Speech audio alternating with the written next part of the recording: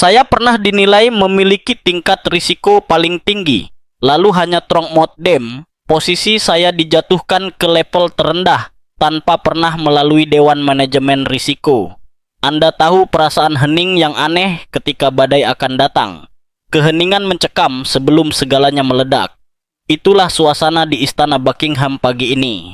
Namun ada satu kejutan. Dentuman pertama justru bukan datang dari pihak kerajaan, melainkan dari Pangeran Harry yang tergesa-gesa naik jet pribadi di California dengan raut wajah seperti seseorang yang baru sadar meninggalkan kompor menyala di London.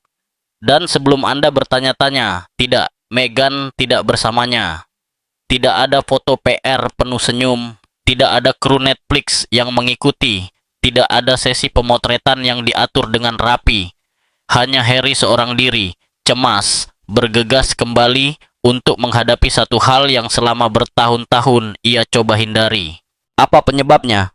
Istana akhirnya mengumumkan secara resmi bahwa mereka sedang meninjau siapa saja yang berhak mempertahankan gelar kerajaan. Kali ini bukan sekadar isu sampingan, bukan gosip tabloid, bukan cerita menurut sumber istana. Ini nyata, nama Harry, masa depan anak-anaknya, bahkan kartu nama bisnis bertitel Duke dan Duchess yang selama ini dipoles dengan cermat. Semuanya berada di ujung tanduk. Hasil jajak pendapat pun sangat keras. 6 dari 10 warga Inggris ingin Harry dan Meghan dicabut gelarnya sepenuhnya. Sebanyak 23% publik Inggris secara aktif menuntut hal itu. Ini bukan sekadar angka, ini mencerminkan kejenuhan sebuah bangsa. Hitung mundur resmi telah dimulai. Kini tinggal satu pertanyaan penting, apakah Harry akan kembali ke California sebagai seorang pangeran atau hanya sebagai Harry Windsor? Tetap bersama saya, karena apa yang akan terjadi selanjutnya adalah drama kerajaan yang telah lama mendidih. Dan percayalah, Anda tidak ingin melewatkan bagaimana kisah ini berakhir. Serangan dari istana. Izinkan saya bertanya, kapan terakhir kali Anda melihat sebuah monarki bergerak dalam keheningan total, namun tetap mengguncang dunia? Karena itulah yang baru saja terjadi. Istana tidak tiba-tiba bangun dan berkata, bagaimana kalau kita cek kabar Meghan dan Harry? Tidak. Yang mereka lakukan jauh lebih presisi, jauh lebih mematikan. Mereka memulai peninjauan konstitusional atas seluruh gelar kehormatan yang dimiliki oleh anggota kerajaan non-aktif. Dan Anda tahu artinya, bukan? Siapapun yang selama ini memanfaatkan koneksi kerajaan sambil menikmati matahari di Montecito baru saja mendapat tamparan realitas dengan stempel kerajaan. Media menyebutnya sebagai peninjauan rutin. Saya menyebutnya versi kerajaan dari nomor baru. Siapa ini? Dan perhatikan waktunya, sangat menentukan. Semua ini terjadi hanya beberapa hari setelah Raja Charles mengadakan pertemuan tertutup dengan para penasihat utamanya. Tanpa kamera, tanpa siaran pers, hanya sang raja dan orang-orang yang benar-benar memegang kendali. Topiknya, merampingkan monarki. Saya bukan orang dalam istana, tetapi pengalaman hidup mengajarkan saya bahwa perampingan biasanya berarti satu hal. Seseorang akan disingkirkan, dan ya, seluruh Inggris langsung mengarahkan pandangan ke Meghan dan Harry. Bahkan staf kerajaan pun tak berusaha menutupi maksudnya. Seorang sumber senior mengatakan kepada The Times, dan saya kutip, William percaya bahwa monarki tidak akan bertahan jika gelar kerajaan digunakan sebagai alat branding untuk keuntungan pribadi. Pada dasarnya, ini adalah bahasa mahkota yang ditujukan langsung kepada Harry dan Meghan. Duduklah dengan tenang sebelum mahkota membalas dengan cudan yang lebih keras. Namun bagian paling mengejutkan adalah ini. Ini bukan aksi balas dendam emosional. Bukan karena Charles bersikap kekanak-kanakan atau William menyimpan dendam. Ini adalah monarki yang berpura-pura netral sambil mengirimkan pesan perpisahan paling dingin dalam sejarah Inggris. Dan tiba-tiba, semua kesepakatan bisnis bermerek Duke dan Duchess itu mulai terlihat rapuh. Coba pikirkan, apa arti merchandise Duchess Meghan jika tidak ada lagi Duchess? Apa yang terjadi dengan kerajaan bisnis Sussex Royal yang dibangun begitu rapi jika tak ada lagi unsur kerajaan di dalamnya? Seorang pengamat kerajaan merangkum semuanya dengan tepat. Mereka ingin menjatuhkan monarki, sambil secara bersamaan mengangkat diri mereka sendiri demi keuntungan finansial. Dan itu, kalau boleh dibilang halus, sangat tidak pantas. Ironinya jelas terlihat. Mereka pergi karena institusi itu dianggap beracun, tetapi tetap mempertahankan gelar karena institusi itu menguntungkan. Tidak mungkin mendapatkan keduanya sekaligus. Dan istana akhirnya membongkar sandiwara itu. Mode panik Harry. Sekarang mari kita bicara soal Harry. Begitu pernyataan istana dirilis, dia langsung goyah. Menurut beberapa sumber internal, orang-orang yang pernah bekerja langsung dengan keluarga Sussex, Harry langsung panik saat melihat kalimat gelar kerajaan sedang ditinjau muncul di pemberitaan BBC. Dan ya, kabarnya dia mengenakan celana santai.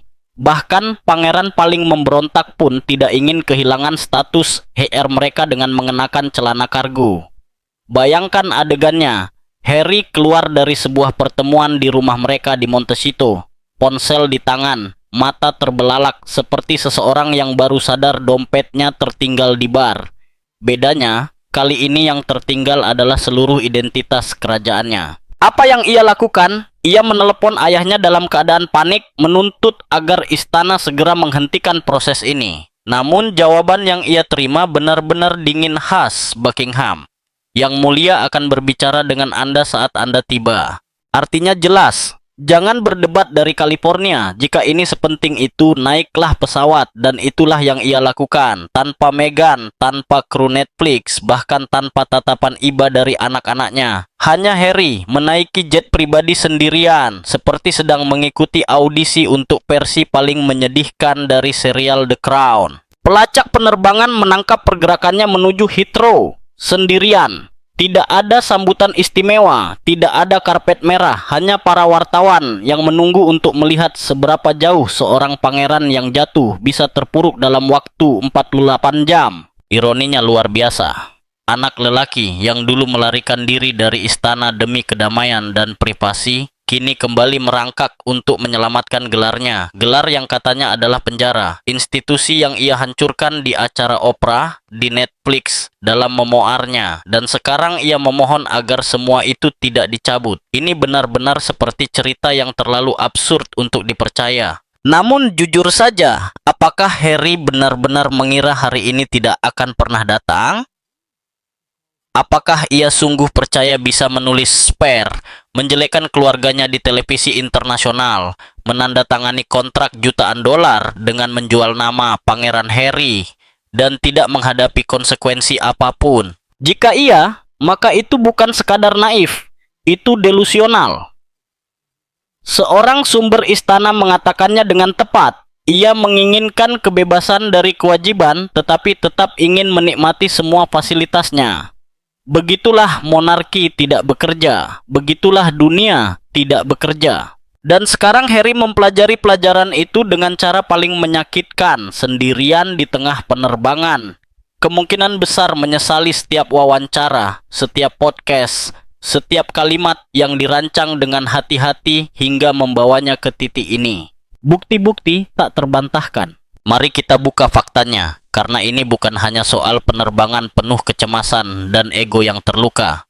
Ini adalah akumulasi bertahun-tahun klaim, kami hanya ingin privasi, yang kemudian diikuti oleh buku Spare, 6 episode Netflix, wawancara Oprah, kontrak Spotify, dan setiap platform lain yang bersedia memberi mereka mikrofon dan cek. Ingat ketika privasi dijadikan alasan meninggalkan tugas kerajaan.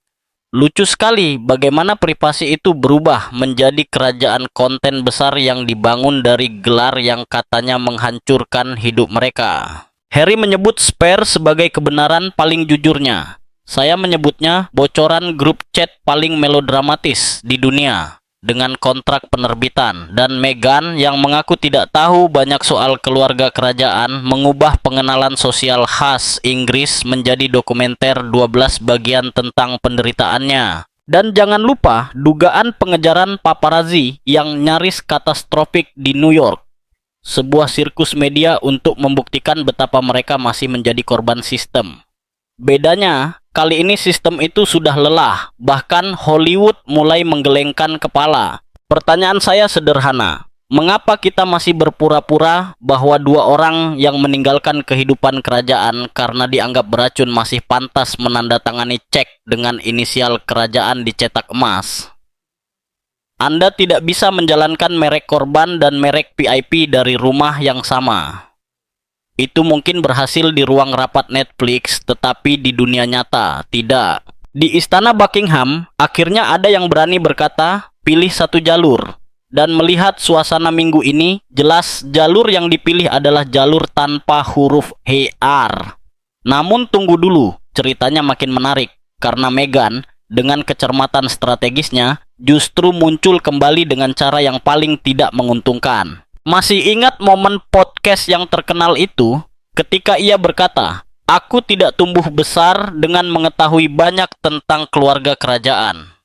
Sebuah penyangkalan yang diucapkan dengan penuh keyakinan. Masalahnya, staf istana mengingat hal yang sangat berbeda. Mereka ingat Meghan membaca biografi kerajaan. Meghan berlatih membungkuk di depan cermin. Meghan bertanya pada orang dalam istana tentang perhiasan Diana, tentang protokol, tentang segalanya. Ini bukan kisah seorang wanita Amerika polos yang tersesat masuk ke Buckingham Palace dengan mimpi dan senyum. Ia belajar, mempersiapkan diri, dan memahami sistem itu. Namun kemudian ia duduk di depan mikrofon, menggunakan nada suara lembut penuh kerentanan, dan mencoba menjual citra sebagai gadis LA yang sama sekali tak tahu apa itu seorang duchess. Mungkin publik sempat percaya sekali, bahkan dua kali. Tetapi ketika potongan suara itu kembali beredar minggu ini, orang-orang tidak hanya memutar mata, mereka memutarnya ulang berkali-kali. Dan seketika itu juga, klip tersebut berubah menjadi bukti utama dalam arsip kemunafikan. Percayalah, arsip itu sudah sangat tebal. Keadaan semakin buruk ketika klip acara Ellen DeGeneres dari tahun 2021 kembali viral. Anda tahu yang mana? Meghan membungkuk ke botol sampahnya sambil bercanda tentang formalitas kerajaan, seolah itu hanya permainan improvisasi murahan. Dulu terlihat lucu, sampai judul-judul berita muncul. Sekarang, klip itu tampak seperti ejekan dari seseorang yang sedang panik karena anak-anaknya terancam kehilangan gelar yang sama itu. Ia pernah berkata bahwa gelar tidak penting. Sekarang ia mencengkeramnya seolah itu adalah tas Birkin terakhir di Rodeo Drive. Disitulah masalahnya. Narasi yang selama ini dibangun mulai runtuh, dan publik, bahkan mereka yang dulu membelanya, mulai menyadarinya. Konfrontasi di Clarence House. Harry akhirnya mendarat. Namun alih-alih sambutan hangat kerajaan yang mungkin ia bayangkan selama penerbangan, ia langsung dibawa ke Clarence House. Tidak ada reuni keluarga, tidak ada pelukan, tidak ada Meghan yang tiba-tiba muncul dari Range Rover dengan mantel krem untuk kejutan dramatis. Hanya Harry dan sebuah istana yang sudah lelah berpura-pura. Di dalam, suasananya jauh dari akrab. Menurut sumber, ketegangan sudah terasa sejak langkah pertama. Ini bukan pertemuan keluarga, melainkan sidang korporat yang syarat trauma lintas generasi. Langkah pertama Harry, langsung dari buku panduan kepanikan. Ia menuntut agar peninjauan gelar dihentikan segera. Raja Charles tetap tenang dan dingin, tidak bergeming sedikit pun. Ia dikabarkan berkata, "Ini bukan hanya tentang kamu. Ini tentang masa depan mahkota." Harry membalas dengan mengingatkan bahwa ia masih seorang pangeran, bahwa publik masih melihatnya sebagai putra Diana, bahwa ia layak mendapatkan rasa hormat, pertimbangan, dan perlindungan. Raja Charles berhenti sejenak menatapnya lurus, lalu berkata, "Kamu tidak bisa menolak institusi ini, sambil tetap memperdagangkan namanya." Itu adalah momen mic drop antara ayah dan anak jika pernah ada. Namun ceritanya belum selesai. William masuk tanpa pemberitahuan, tanpa ekspresi ramah. Suhu ruangan langsung turun drastis, dan bukan karena pendingin udara istana. Harry menuduh William sebagai pihak yang mendorong parlemen untuk mencabut gelar. Disitulah semuanya meledak. William membalas tegas, "Kamu sudah membuat pilihanmu. Kamu pergi. Kamu ingin kebebasan. Nah, Inilah wujud kebebasan itu. Kita semua pernah melihat pertengkaran saudara, tetapi yang satu ini terasa seperti Bridgerton bertemu Real Housewives. Dan ketika Harry mulai memohon, benar-benar memohon agar gelar anak-anaknya diselamatkan, satu-satunya belas kasihan yang ia terima adalah istana membiarkannya pergi dengan sisa martabat yang masih dimilikinya. Karena inilah kebenaran pahit yang jarang diucapkan. Gelar Archie dan Lilibet bukan sekadar simbol. Itu adalah alat tawar. Itu adalah nilai merek. Itu adalah pembeda antara anak selebritas dan pewaris kerajaan. Meghan tahu itu, Harry tahu itu, dan sekarang mahkota juga tahu bahwa mereka tahu. Seorang komentator merangkum dengan tepat, ini bukan soal uang. Anggota kerajaan yang aktif tidak mencari keuntungan. Mereka tidak menggunakan nama mereka untuk menghasilkan uang. Memiliki HRH adalah sebuah kehormatan. Fakta bahwa Meghan terus menggunakan inisial HR tersebut meskipun sudah diminta untuk tidak melakukannya, benar-benar membuat istana Buckingham murka. Kepanikan Meghan. Sementara itu, kembali di Montecito, sang Duchess yang katanya sudah selesai dengan urusan kerajaan, mendadak menyadari bahwa justru pihak kerajaan yang telah selesai dengannya. Dan ketika saya mengatakan suasana di rumah itu berubah drastis, maksud saya, bahkan lilin aromaterapi pun mungkin berhenti menyala karena canggungnya keadaan. Sumber internal mengklaim Meghan sangat marah karena Harry terbang tanpa dirinya. Kabarnya hanya beberapa menit setelah judul berita muncul di majalah People, Meghan langsung menghubungi tim PR dan pengacaranya. Misinya jelas, mengendalikan narasi. Ironisnya, ia justru menjadi tokoh utama dalam cerita yang semakin sulit ia kendalikan. Namun disinilah letak kejutannya. Kali ini, lingkaran Hollywood tidak bergegas mengangkat teleponnya. Bahkan sumber-sumber yang biasanya dekat dengan keluarga Sussex pun enggan menyentuh kekacauan ini. Setelah semua dokumenter, podcast, kebocoran cerita, dan drama pencari simpati, Hollywood mulai menangkap satu pesan dengan sangat jelas. Merek Meghan dan Harry tidak lagi menghasilkan seperti dulu. Bahkan rekan media yang biasanya mendukung pun kini memiliki prioritas lain. Setelah bertahun-tahun dukungan yang dipaksakan, kelelahan terhadap Sussex akhirnya benar-benar terasa. Dan tak ada pernyataan yang disusun dengan kata-kata paling hati-hati sekalipun yang bisa mengubah satu fakta. Kini, istana memiliki pengacara dan parlemen di pihaknya. Bagi seseorang yang membangun seluruh narasi hidupnya di atas klaim dibungkam, Meghan justru menerima hal yang paling tidak ia duga, keheningan. Coba saya tanya, kapan terakhir kali Meghan Markle menjadi trending karena alasan yang positif? Tepat sekali, sumur simpati telah mengering. Publik lelah, bahkan para pembelanya mulai diam-diam menjauh, karena Anda hanya bisa berteriak serigala begitu sering sebelum orang-orang berhenti datang membawa tisu. Runtuhnya kerajaan merek. Sekarang mari kita bahas apa arti pencabutan gelar ini bagi merek Sussex. Karena ini bukan sekadar simbolik, ini adalah bencana finansial. Pikirkan setiap kesepakatan yang mereka tanda tangani, setiap kontrak yang mereka negosiasikan, setiap produk yang mereka dukung atau ciptakan. Nilai jualnya selalu sama. Anda mendapatkan bangsawan, bukan sekadar selebritas. Bukan hanya influencer, melainkan anggota asli keluarga kerajaan Inggris. Itulah yang membenarkan kesepakatan Netflix yang kabarnya bernilai 100 juta dolar.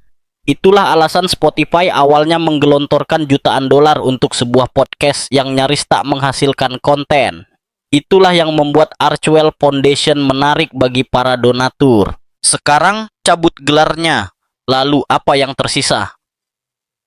Dua selebritas di pasar yang sudah terlalu padat.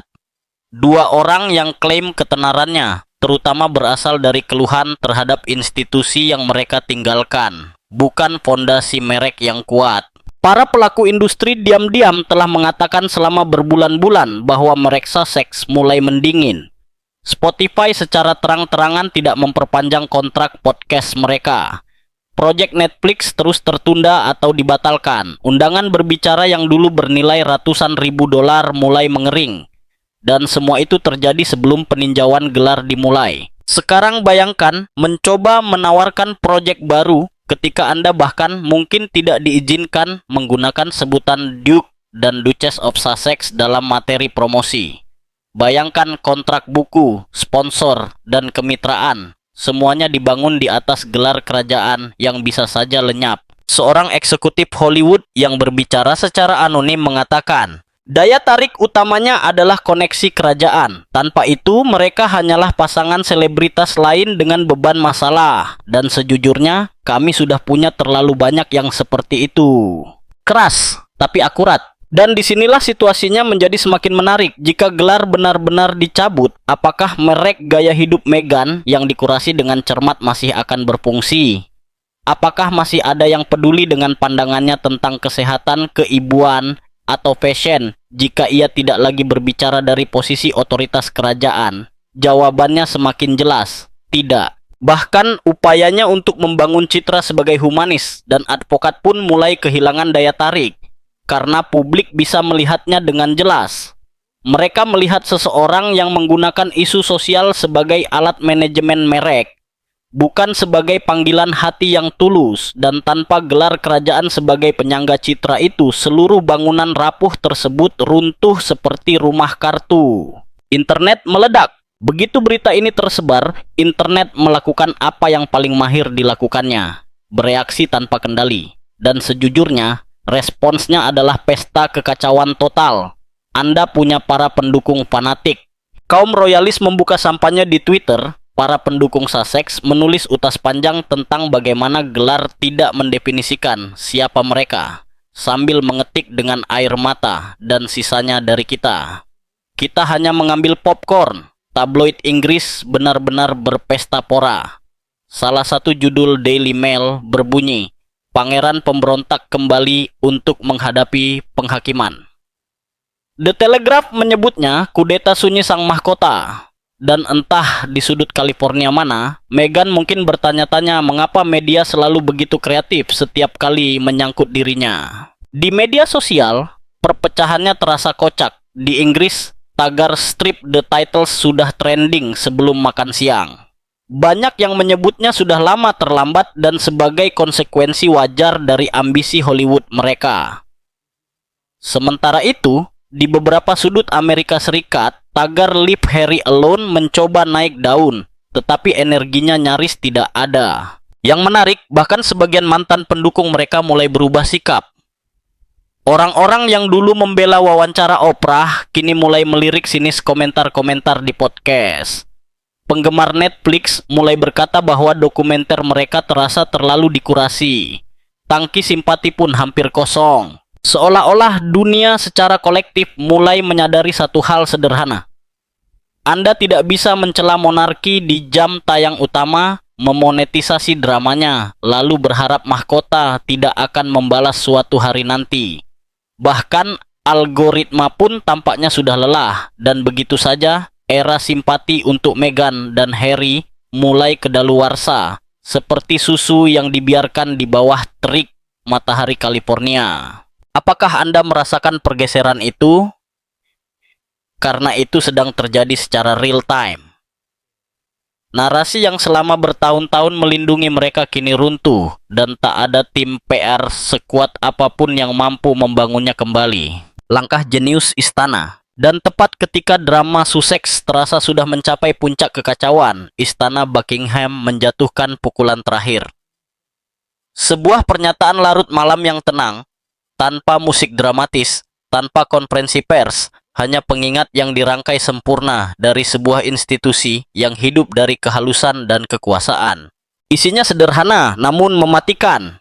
Peninjauan gelar kerajaan terus berlanjut dengan kerjasama antara mahkota dan parlemen. Tidak ada individu yang dikecualikan dari proses ini. Satu kalimat itu, hanya satu baris, mengubah segalanya.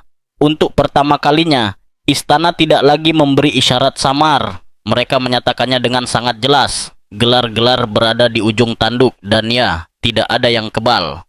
Keesokan paginya, semua tabloid utama Inggris memuat judul dengan denyut yang sama. Gelar kerajaan dalam bahaya. Harry kembali terlalu terlambat. Mahkota membalas. Anda hampir bisa merasakan Inggris terbangun dalam campuran keterkejutan, kepuasan terselubung, ketakutan, dan ketidakpercayaan. Sementara itu, di seberang samudera di Montecito, Meghan dilaporkan menangis kepada teman-temannya, berkata, "Mereka tidak bisa melakukan ini pada anak-anakku." Masalahnya, mereka bisa. Dan menurut salah satu staf istana, monarki tidak melakukannya secara setengah-setengah. Betapa puitis, betapa menghancurkan, betapa kejamnya secara elegan. Karena ini bukan sekadar istana Buckingham menghapus sebuah gelar dari situs web. Ini adalah mahkota yang berkata lantang dan jelas, "Kamu tidak bisa memanfaatkan kami," lalu mengklaim bahwa kamulah yang dimanfaatkan. Dan jika pesan itu belum sepenuhnya sampai ke Harry dan Meghan, istana kini mengubahnya menjadi hukum konstitusional. Secara strategis, langkah ini sangat brilian dengan membingkainya sebagai peninjauan menyeluruh terhadap semua anggota kerajaan nonaktif. Istana dapat mencabut gelar Harry dan Meghan tanpa terlihat bersifat pribadi. Mereka bisa berkata, "Kami sedang merampingkan, kami memodernisasi. Ini berlaku untuk semua orang, bukan hanya kalian." Ini adalah versi politik dari kalimat, "Ini bukan kamu, ini aku." Padahal semua orang tahu, ini jelas tentang mereka. Dan dengan melibatkan parlemen, Charles memastikan bahwa ini bukan sekadar drama keluarga. Ini bersifat konstitusional, legal, dan hampir tak dapat dibalikan. Harry dan Meghan tidak lagi bisa mengandalkan simpati publik atau mengklaim diri sebagai korban perundungan institusi, karena institusi itu kini berkata tegas, "Ini soal prinsip, bukan kepribadian." Skakmat, faktor William. Kita perlu membicarakan Pangeran William, karena meskipun Charles adalah raja, William lah yang menarik benang di balik seluruh operasi ini. Banyak sumber mengonfirmasi bahwa William telah mendorong peninjauan gelar ini selama bertahun-tahun.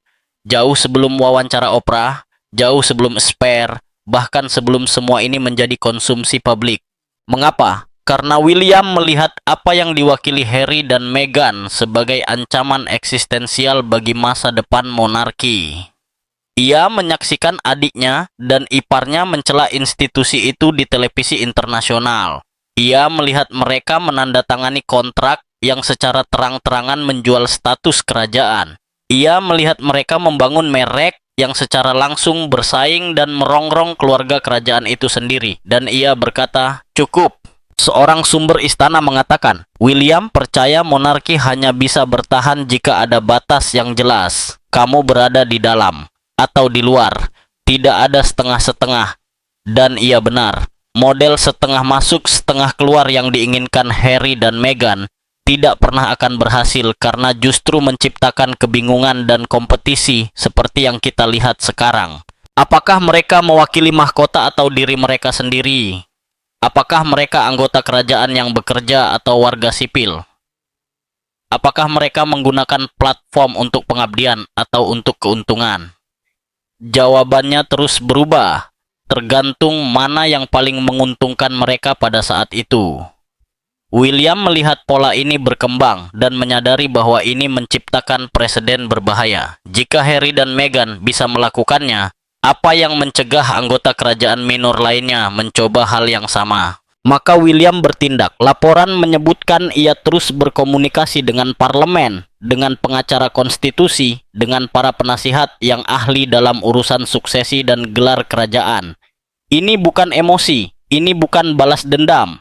Ini William melindungi institusi yang suatu hari akan ia pimpin. Dan sejujurnya, ini mungkin keputusan paling strategis dan paling jernih yang pernah ia buat sebagai pewaris tahta.